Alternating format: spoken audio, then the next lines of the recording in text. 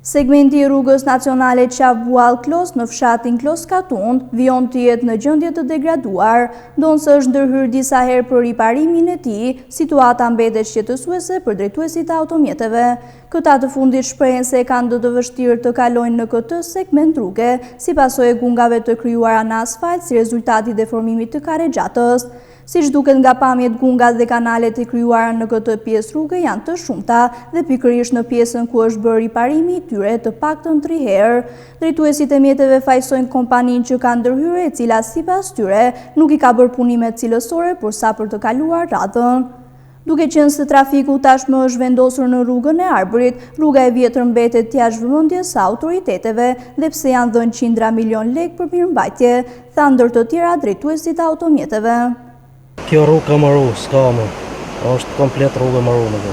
Por makinat vogle, por s'ka, nuk ka, është katastrofë kretë këtë.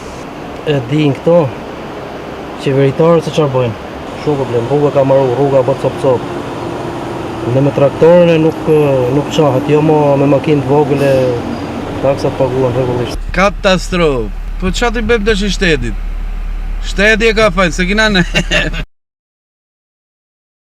Aksi rrugor Klos-Qavbuall përdoret më së shumti nga banorët e fshatrave të Klosit, por edhe drejtues të tjerë mjetesh që lëvizin në drejtim të Peshkopisë. Ai është pjesë e segmentit Skuraj-Peshkopi dhe mirëmbahet nga kontrata B e rajonit qendror I Verilindor të autoritetit rrugor shqiptar.